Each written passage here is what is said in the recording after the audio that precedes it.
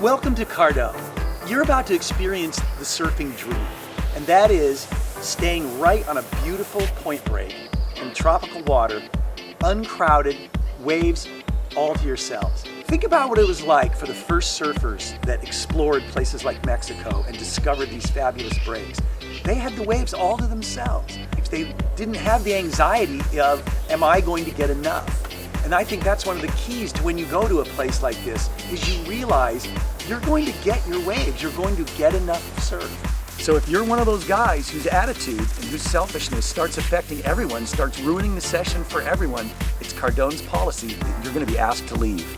Keep in mind at Cardon, you're going to be sharing the waves sometimes with the local surfers. But here's something to think about. They usually don't show up till a little bit later in the morning. You're staying right there on the point.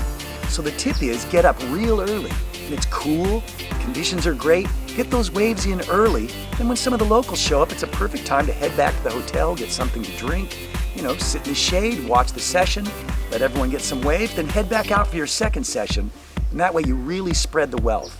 The primary rule is the guy that's waiting the longest for the wave gets his choice of the next set wave. It's a simple thing. There's nothing more infuriating than, let's say you're surfing and you've got a diverse skill level and you have a hot surfer, catches a wave, paddles right back out to the top and takes the next one. That's wrong. That you get into a rotation, they call it a rotation, and it only works if everybody cooperates. Surfer on the wave has the right of way. If you can't paddle wide and stay out of his way, sit where you are and take it on the head. Just let him pass you and then duck dive. But don't try to race the surfer for the shoulder. At a break like Cardon with a real long left point, a lot of times when you get to that end of the wave, you look back at that lineup and it looks like, the curve of the earth. So you're gonna walk back and jump off the top. Well, walking back instead of paddling out, you might beat those guys paddling out. That doesn't mean that you're at the top of the line. The sort of marquee wave at Cardon is the one that's right out in front of the resort, right out in front of that beautiful pool.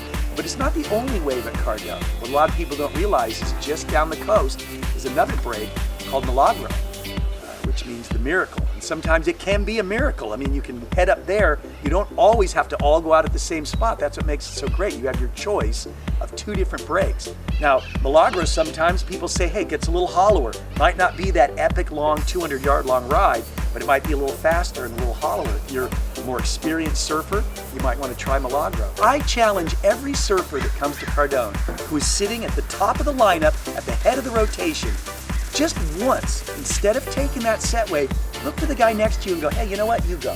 If you bring that spirit of sharing and you bring that spirit of camaraderie with you, you're gonna get that experience that the first surf explorers got when they first discovered waves like this. Surfing all day, sharing waves that they could, the best waves of their life, and then at night, getting together at dinner and swapping stories. It doesn't matter if you're the best surfer or if you're the least experienced surfer, you all are sharing that experience.